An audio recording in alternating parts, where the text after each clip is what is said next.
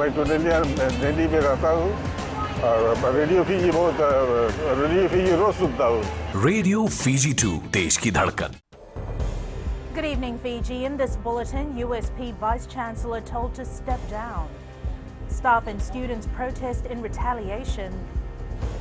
And Paradise Beverages reduces production. From the studios of FBC Suva, Jackie Spate.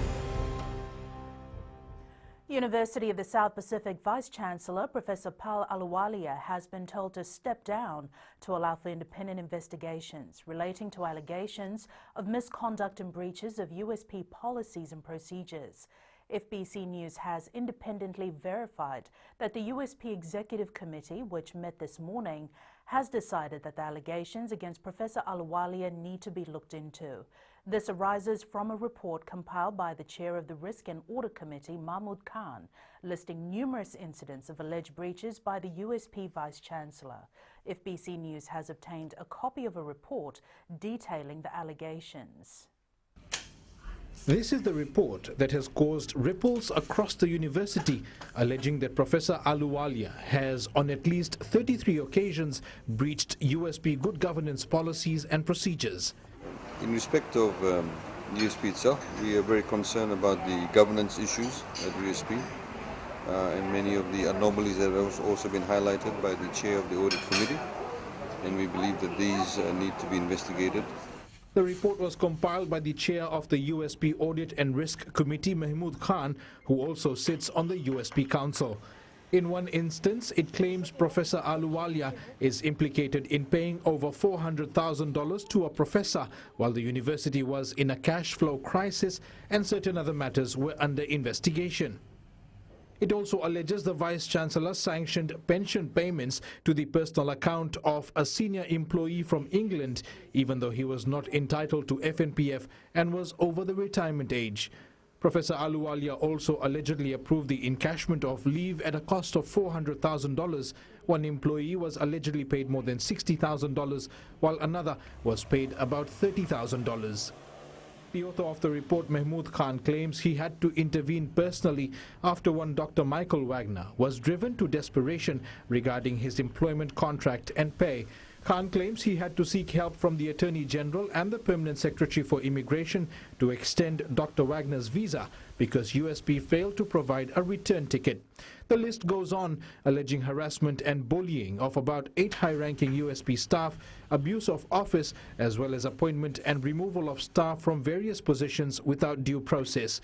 Khan wrote to the council 8 days ago, claiming that it seems to have lost its mana for failing to address matters posing reputational risk to USP. He adds the report must be referred to an independent investigator. USP's Communications Department has told FBC News Professor Ahluwalia will not be making any public statements on the matter, but has faith that the USP Council will handle matters diligently. Edwin Nand, FBC News. Meanwhile, USP Vice Chancellor Professor Paul Ahluwalia says he has not received any communications with regards to stepping down. While addressing hundreds of protesters at the USP Laudala campus, Professor Ahluwalia maintains that he has done nothing wrong. The protest took place as the USP Executive Committee met to deliberate on allegations against Ahluwalia. Lena Rees has more. Hundreds of staff and students staged a protest at parts of the USP Laudala campus in support of Professor Ahluwalia. As the Vice Chancellor, he urged students and staff to continue fighting for him. Even if I'm not here, every one of you now knows that we cannot take this lying down. So don't worry, we are going to fight this. I will fight it until every drop in my body. The protesters called for the resignation of the Pro-Chancellor, Winston Thompson, claiming that he and other members of the USP Council are trying to impede the work of Professor Ahluwalia. And the document that was submitted to Council in May 2019 named him and named Rajesh. So for us, it's a conflict of interest, big time. So that is the thinking behind asking the Pro-Chancellor to step aside so that investigation could happen. Pro-Chancellor Winston Thompson says the USP Council is the only body that can determine whether or not he steps down from the position. I'm sure they'll listen to other views, but we're a democratic country, and people are entitled to say what they think. We hope that they base their decisions on the best available facts and not on hearsay and rumor. Meanwhile, the USP Staff Union and Student Association say they want the current Professor Ahluwalia to remain in office and to be assessed based on his key performance indicators. Lena Reese, FBC News. The region's largest alcohol manufacturer, Paradise Beverages, has scaled back its 24-hour operations to less than half due to the economic slowdown. General Manager Mike Spencer says under normal circumstances, they would make 2 million cases of beer annually. However, that had drastically decreased. Pranita Prakash reports. With the economic downturn, Paradise Beverages had to shut down production for more than a month. We've not produced for 6 weeks. So that's quite a long time. 6 weeks, that means no beer, that means no ready-to-drinks, that means no rum, no gin, no whiskey, nothing really. So most of our employees have exhausted their annual leave, they've exhausted their long service leave, and they've been on leave without pay. Spencer says sales have been really slow as retailers have reduced hours and consumers are careful about their spending. Sales are down to between a quarter and a third of last year. So for us, that's an enormous decrease. You know, we have 420 employees, we work 24 hours a day, 3 shifts. Now we're down to 1 shift a day. So a massive impact there. The company anticipates returning to half of its production level towards the end of the year. Despite the challenges, Paradise Beverages has been able to retain all 420 staff working on reduced hours. Pranita Prakash, FBC News. Being without a job for almost 3 months now has not deterred a mother of 3 in Lautoka from helping provide for her family.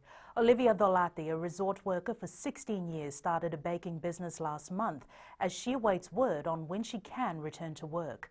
Felipe Naikaso has more. 33-year-old Olivia Dolati isn't working for handouts during this pandemic, but using her baking skills to earn a living. I told my husband, I should bake some pies. He said, what for? To sell. It will help him out as well, and plus I don't want to depend on the government assistance or my FNPF. So I thought, okay, I have enough savings, so how about I just start with that. The last time Dolati was paid by her former employer was in March, and since then she has looked at other options to make money. She says with 3 kids to look after, it hasn't been easy. It's helped us pay for our EFL, water bill, shopping at home, and right now my kids are with my in-laws, so we send money to them as well. Meanwhile, farmers in the Western Division have also been affected by COVID-19, have not lost hope. It's been hard, but we are continuing to sell so that we can put food on the table for the kids. Many are hoping the situation normalizes as soon as possible and will continue to provide for their family with whatever little they have. Felipe Naikaso, FBC News. Up ahead, UK commits to protecting oceans, and pay TV business affected by COVID-19.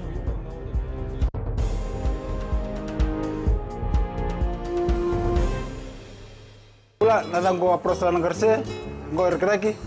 Do television varong na Radio Fiji 1 nandomo ibiti. Radio Fiji 1 nandomo ibiti.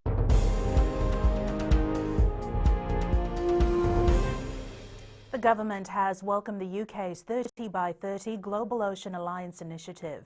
The initiative aims to ensure that 30% of the globe's oceans are assigned to marine protection by 2030 and to allow marine biodiversity to thrive. Koroi Tandalala reports.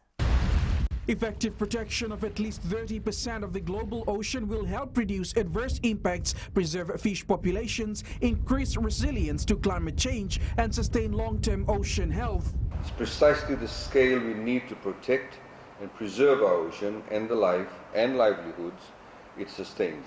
This should come as no surprise, as this international coalition aligns with Fiji's already stated target of our new EEZ 30% marine protected areas by 2030. Echoing the sentiments on the need to protect our ocean, Syed Kayum says now more than ever, the ocean needs our voice. We must ensure that all policies, finance and institutional arrangements that impact the ocean are well aligned, effective, and keep Fiji on track to achieving both Sustainable Development Goal 14, which is life below water, and the Paris Agreement's ambitious targets. It is important that those areas outside national jurisdiction are included in the delivery of this global target. This is why the United Kingdom is also supporting the creation of an ambitious new agreement under the UN Convention on the Law of the Sea. The minister adds this year's World Ocean Day should remind us that in a changing and unpredictable world, we can still turn to our sea for solutions. This year's World Ocean theme is Innovation for a Sustainable Future. Koretan Dulala, FBC News. Digicel Fiji says subscriptions to its pay television service on Sky Pacific has been adversely affected due to the ongoing COVID-19 pandemic. While the picture for Sky Pacific is not too rosy, Digicel Fiji Chief Executive Farid Mohammed says the impact of the pandemic and fewer sporting events are some of the reasons their TV service is affected. And in a bid to get subscribers back, the company has come up with plans to ensure their business stays viable. Vinina Rakautonga with the details. Digicel Fiji says the recent decline in subscription is mainly due to Fijians cutting down on their expenses. We all know that there's been a lot of layoffs and people are challenged in terms of their disposable income. So we are seeing an impact on our business. Mohammed says with live sports coming back on air and them holding exclusive rights to a number of international sporting events, they are hopeful people will start watching pay TV again. On the positive side, we have seen some of the live content coming back. So Bundesliga is back on, NRL started last week, and we've got Super Rugby and EPL just around the corner as well. On the other hand, the company has not been on the losing end on all levels as they have recorded a spike in internet usage. Digicel Fiji confirms there has been a 50% increase in internet usage during the coronavirus period. We all know the impact of COVID, especially during the lockdowns in Suva and in Lotoka, where most companies had to resort to working from home. During this period, we saw an increase in data demands. Digicel Fiji has begun the second phase of work to upgrade its long-term evolution or LTE network. Venina Rakautonga, FBC News. The Ministry of Forests expects a fast track for its 30 million trees in 15 years initiative with an online dashboard where individuals can file a report of their contribution. Apanesa Wangarandova reports over 1.9 million trees have been planted so far, but it's understood there have also been more planting carried out by individuals. The ministry says it is vital to keep a record of anyone who is making an effort to participate. We hope to encourage more Fijians to actively participate in Fiji's tree planting revolution. This has now become one of our core functions aimed at protecting the environment, enhancing biodiversity, and addressing climate change. Permanent Secretary Penembali Nambuli says they believe many Fijians are actively planting, but there has been no proper filing. So what we realized was the need for us to provide a facility for them to report, to inform us on the trees that they've planted. And so that is the reason why we have a dashboard for members of the public. Nambuli says to avoid abuse to the system, the ministry will send a team to the ground to validate information received on the dashboard. Apanesa Wangarandova, FBC News. And turning overseas, a slave trader's statue in Bristol has been torn down and thrown into the harbour during a second day of anti-racism protests across the UK. It comes after largely peaceful demonstrations over the weekend saw some clashes with police. And it's business time now with Whitney. Thanks, Jackie. Coming up in business tonight, flea market business owners remain hopeful. And in growing Fiji, one of Suva's most famous food court reopens.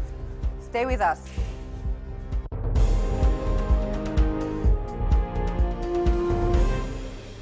My name is Neha and I'm from Kadavi. And Mirchi FM, it's hot. Mirchi FM, it's hot.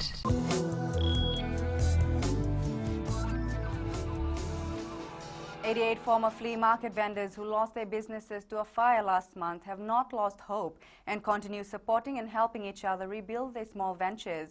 They have set up a group on Facebook called Flea Market Survivors, are using this platform to slowly assist each other. Lina Reese with the details. A group representative, Andrew Lee, says most of the members of this group are women, but they do what they can for each other as they seek assistance to rebuild their businesses. Supporting these women is my point because we have been together in the free market for more than 10 years. And we've known each other for that long, and we are like a family in one now. Ministry of Women has called a few of these women, so 6 of them been selected to go up to Ministry of Women for representing us on whatever assistance they can give to us. The 44-year-old says he has a farm that has helped him support his family and former colleagues. At the moment, luckily I have a small farm which is providing for me. I'm selling some vegetables on the side and coming here to the park to help these women of their lodging applications and running around for all my own costs. For Taylor Unaisi Vono, this setback to her business comes on top of her 2 sons having been laid off from the tourism industry. However, the 60-year-old is steadfast in her faith and believes this will pass as she works to find a way to provide for her family.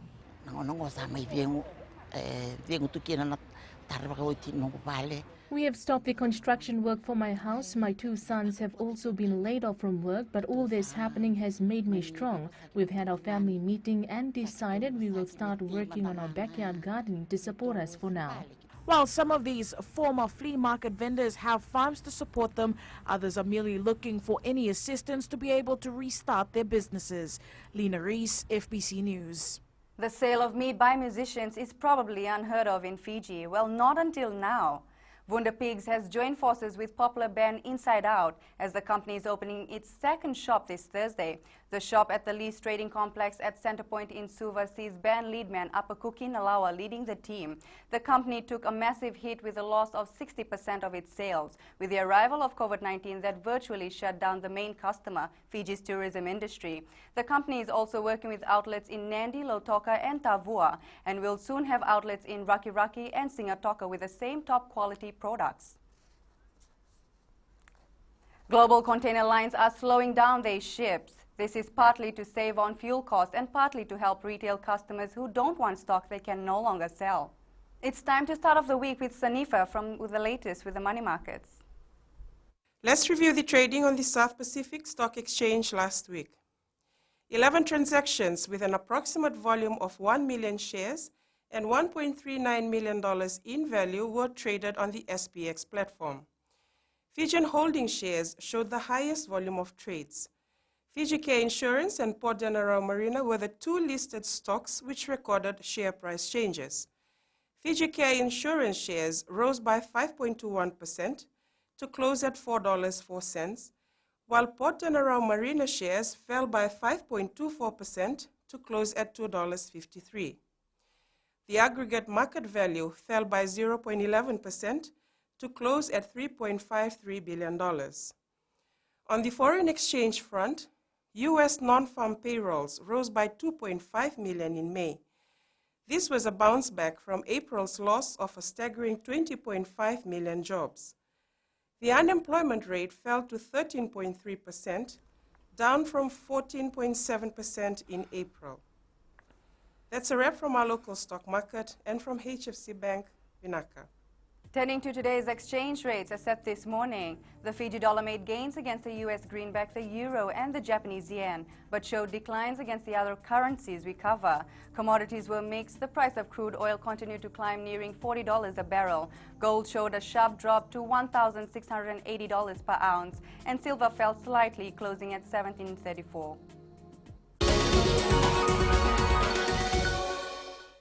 In growing Fiji tonight, the newly refurbished Dolphins food court at the FNPF Place in Suva is now open.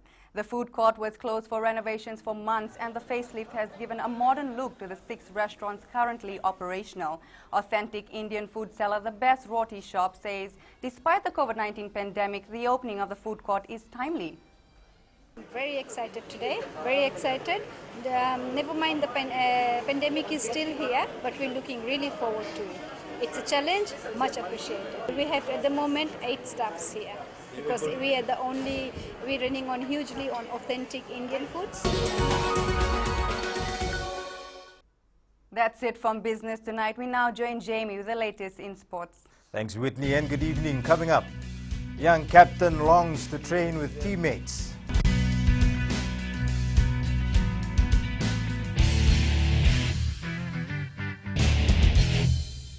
Bula, I'm Miri, I'm from Lotoka, and I love Gold FM because they play all my classic hits. Gold FM, only the classic hits.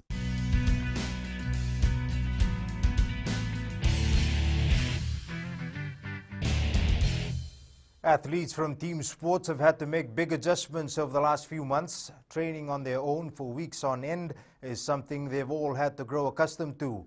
Now, such athletes like Fiji Sevens captain Melindere Nalangi and playmaker Tirio Tamani are raring to get back to training with their teammates. Aquila Dama with the story. Hug them if I could, if they annoyed me then.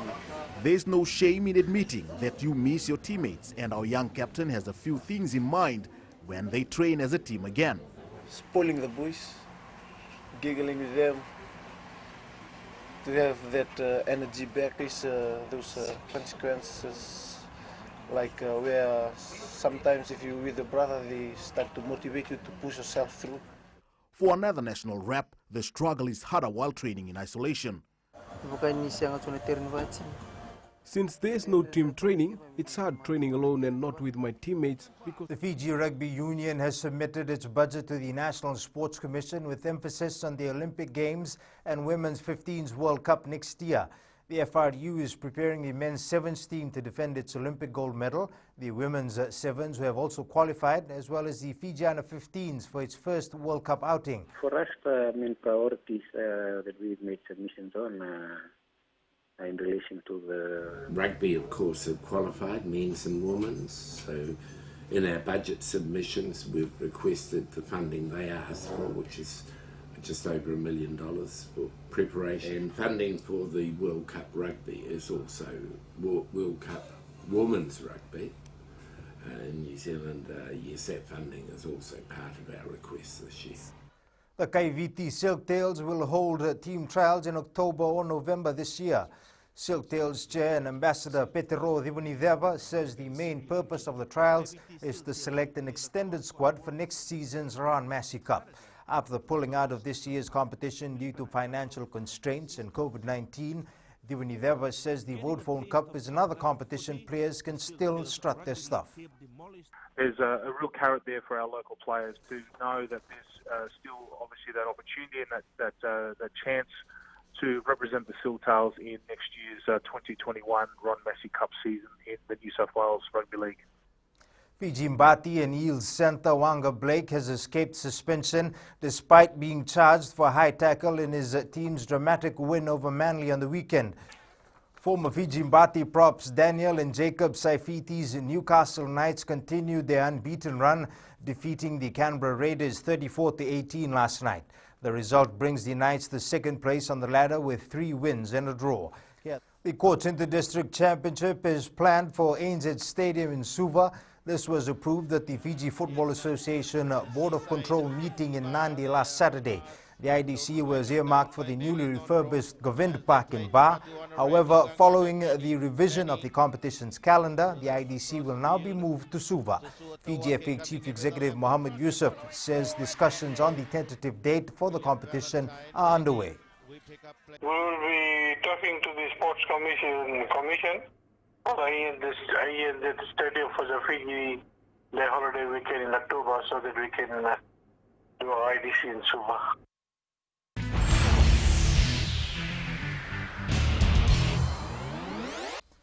Now to our play of the day, and it may only be round 4 of the NRL, but the West Tigers threw their hat in the ring for team try of the season when Joseph Leilua crossed against the Gold Coast Titans.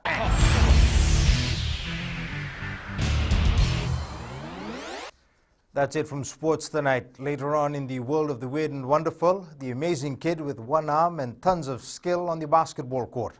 There's and more coming up.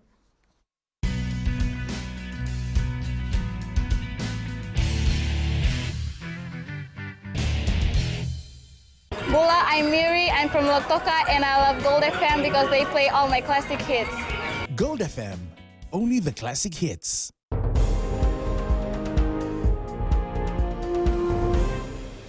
Delivery apps have reported record profits during the pandemic lockdown in the US, but many restaurants relying on the services say they're being crippled by their fees. And it's weather time now with Angie.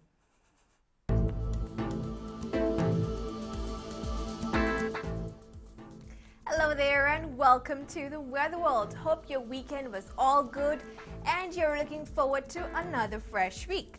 Now, coming to today's weather, it was a bit rocky in the sense that there was very low sunshine and more showers in the day's picture. So how did the other centers do? Let's find out. In the west, distinctly cool with some drizzly rain. Many other parts will be brighter with some isolated sharp showers in the west.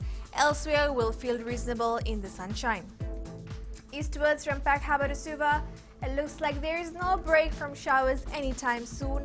The rain will shift inwards by later today. And up north, there is so much to enjoy about. Alas, this rain won't let that be possible. At sea, southeast winds 15 to 20 knots, moderate seas. Turning to the tides, high tide at 8:59 p.m. with low tide at 2:49 a.m. For tomorrow, centers will be cool as showers are in the bag. Tomorrow's temps, Suva and Savu Savu will be cool with lows of 23 and 21 degrees. And looking further on to Wednesday, it will be a noisy one as showers will come through to stay. That's all the weather and it's back to Jackie. Thanks so much for that, Angie. In VGM Pulse tonight, we ask, do you think it will be tough for kindergarten and year one classes to resume when school begins?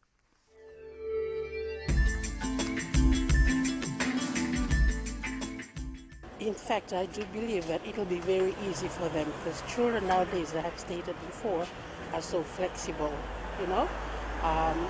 They are very easy. With the first 5 years of their lifespan, they are very quick to record each and every movement and everything they see, everything they hear. I think it will be hard for them to readjust, provided they have been staying home for so long because of the pandemic. I think it will be easy for them to adjust once school resumes. Because it's not a long time now.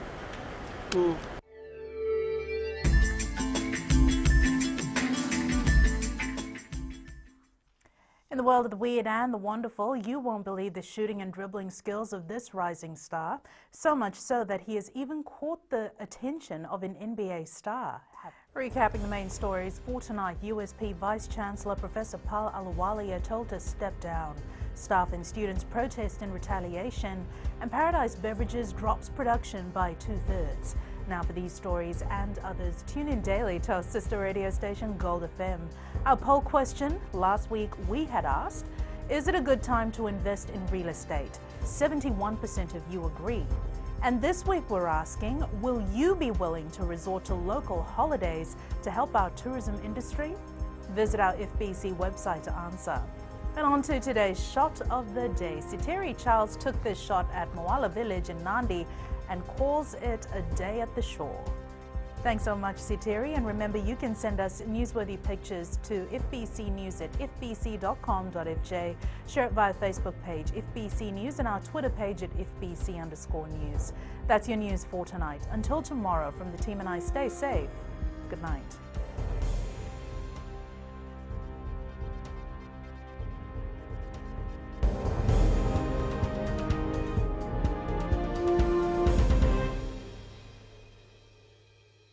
Bola, I'm Miri, I'm from Lotoka and I love Gold FM because they play all my classic hits. Gold FM, only the classic hits.